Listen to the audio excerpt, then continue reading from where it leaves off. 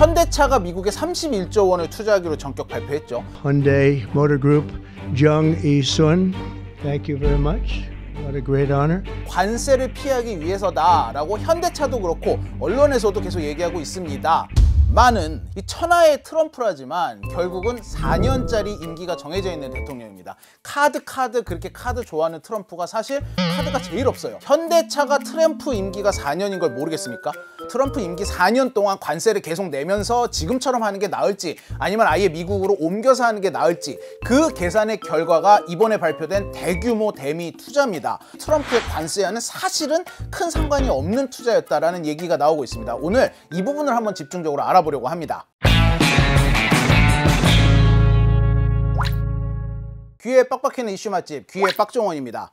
마침 이 투자 결정에 맞춰서 조지아주 메타플랜트가 얼마 전에 완공이 돼서 이 완공식을 했죠. 최첨단 로봇하고 AI가 접목이 돼서 기존 공장보다 2배 넘게 더 첨단화, 자동화가 이루어져 있는 공장입니다. 정말 어마어마한 공장인데 트럼프 대통령이 이 공장 완공식을 보면서 굉장히 좋아하고 있습니다. 하지만 트럼프 대통령도 이 31조 투자의 결과물이 막 미국에 생긴 그 시점에 대통령의 재직을 하면서 이걸 지켜볼 수 있을까? 지금으로선 그러기 힘들어 보여요. 뭐 독재를 하겠다고 마음을 먹지 않는 한. 현대는 이걸 알면서 다 계산을 한 거예요. 사실 수요가 있는 곳에 공장을 세운다. 이게 이 자동차 회사들이 한 10년 전부터 밀고 있는 전략이에요. 이게 훨씬 더 유리하거든요. 현대차의 경우는 이 지금 압도적인 전 세계 1위 자동차 시장인 미국에서 이 성장세가 약간 미쳤습니다. 제가 2019년부터 23년까지 4년간 미국에 있었는데 요 4년 동안 이 현대차가 막 성장하는 게 눈에 보일 정도였거든요. 제네시스 같은 경우에 주유소에서 기름을 넣고 있으면 뭐 섹시스트 카다 뭐 이런 얘기를 듣는 게 흔한 일이 돼버렸어요. 이 정도로 성장세가 가파른데 하지만 이후에 코로나가 닥치면서 굉장히 공급난을 겪었죠. 이 바이든 행정부가 IRA라고 해가지고 자국 내 전기차를 굉장히 배타적으로 보호하는 법을 출범을 시켰잖아요. 이런 어떤 여러 가지 경험을 하면서 자동차 회사들이 더더욱 수요가 있는 곳, 특히 미국 같은 큰 시장은 거기에서 직접 생산하는 게 낫다라는 학습 효과를 얻게 된 거죠. 현대도 이 무렵부터 이 메타플랜트 같은 걸 지으면서 사실은 이 현대차의 이 경영 전략으로서 현지 생산을 계속해서 확대를 해오고 있던 상황이었다라고 보시면 될 것 같아요. 즉 트럼프의 관세와는 사실 상관이 없는 움직임이다.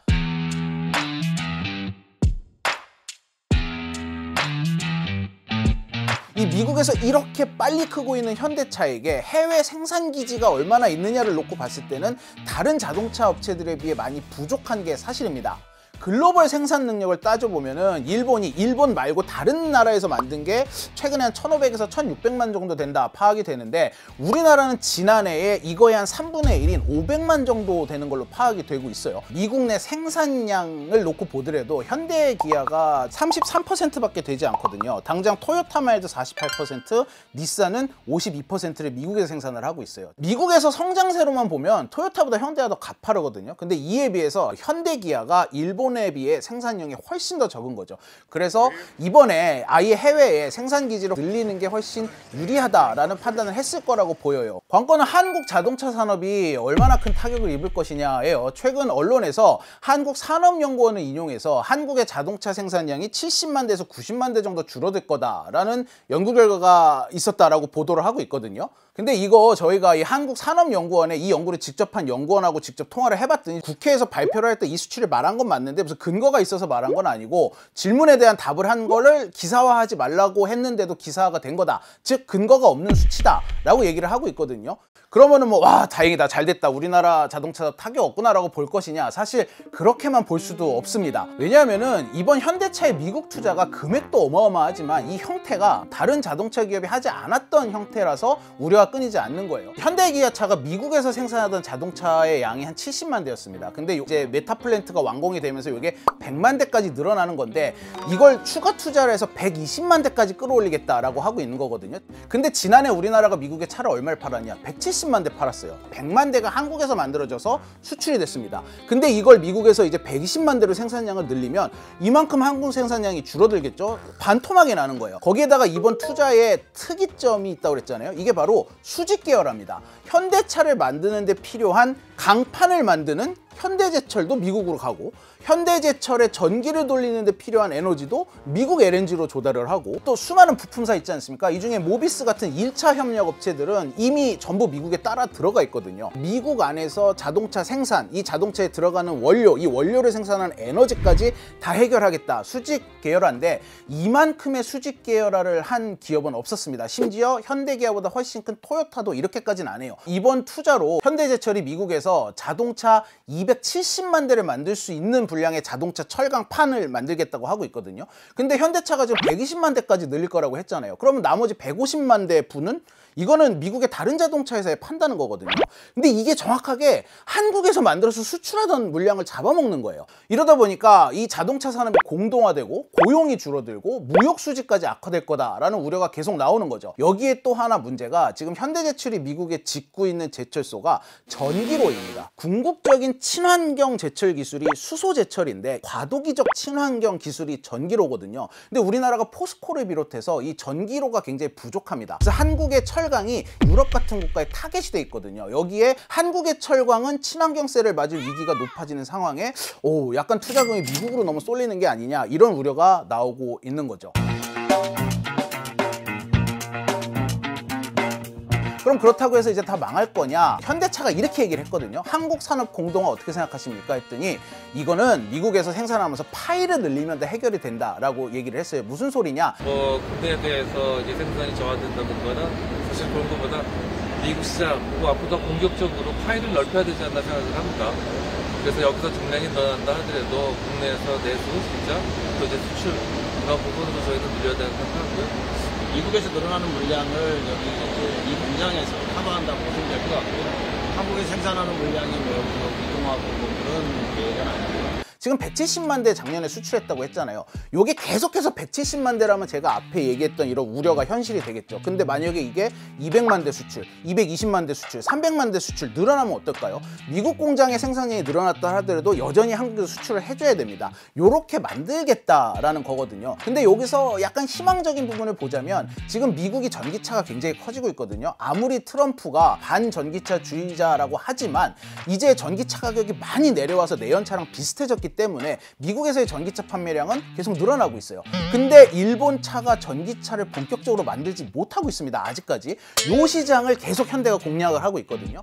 미국 시장은 가장 이 첨단 성능이 들어간 그 자동차를 요구하는 시장입니다. 지금 일본 업체들이 고민이 뭡니까? 이 SDV 쪽을 못 만들어요. 그리고 전기차도 우리보다 떨어져 있어요.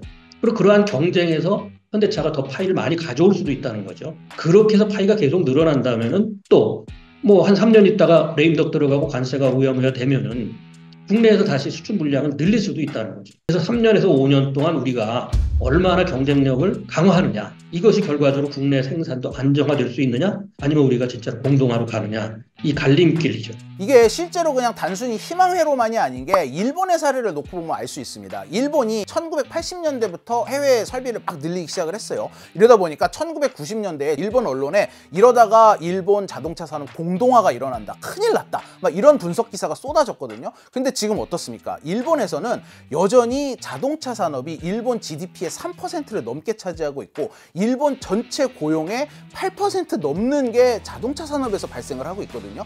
바로 파이를 늘렸기 때문입니다. 1980년대 이 토요타 같은 회사가 해외에 생산 기지를 짓기 시작할 때 이때 일본의 자동차 판매량이 전 세계 8% 수준이었습니다. 이게 GM, 포드에 이어서 3위였어요. 근데 이게 계속해서 엄청나게 올라갑니다. 2008년도에 결국 GM을 제치고 전 세계 1위를 차지해요. 매년 꼬박꼬박 1100만 대 이상씩을 전 세계에 팔고 있고 전 세계 자동차의 12에서 13%를 차지하는 명실상부 1위 회사예요. 파이를 키우면서 일본 내에 이런 우려를 좀 씻어낸 거죠. 이게 약간 우리 현대기아차가 지금 해외로 나가면서 파이가 늘어나게 되면 마찬가지로 우리나라 산업도 같이 커질 수 있다라는 희망 섞인 전망이 나오는 부분입니다.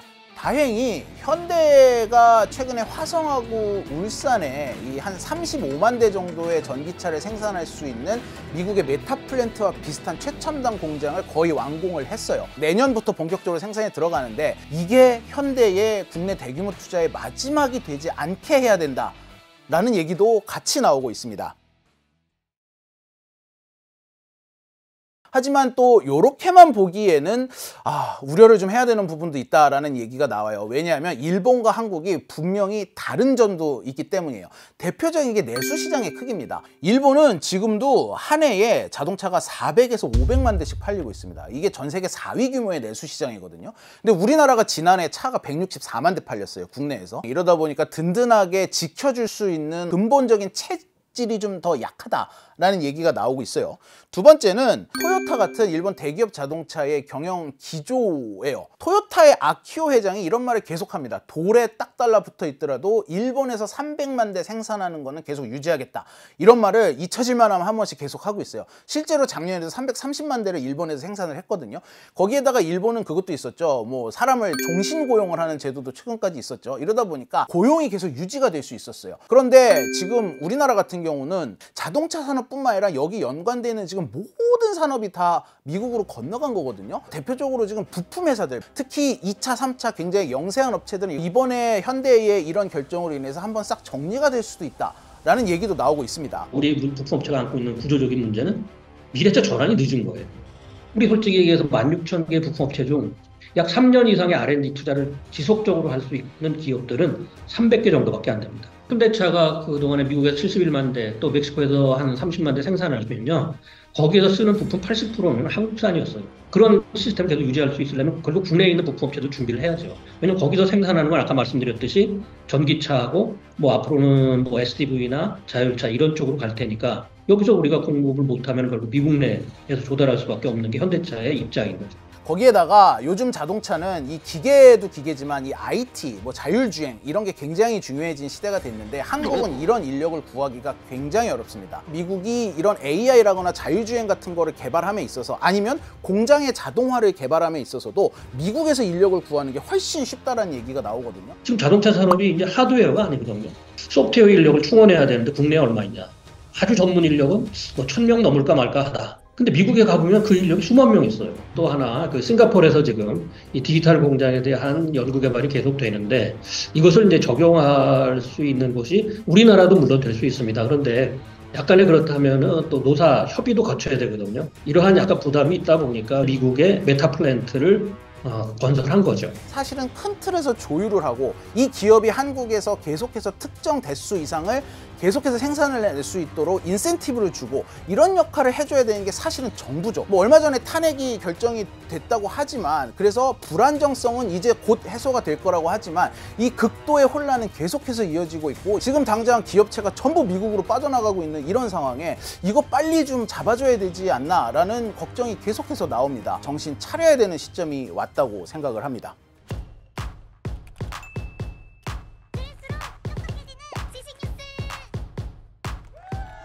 교양이를 부탁해는 여기까지입니다. 다이어트도? 칼로리 신경 쓰지 말고 드세요. 대신에 키토식을 해보세요. 이게 딱 좋아. 스브스 프리미엄 지금 다운로드하세요.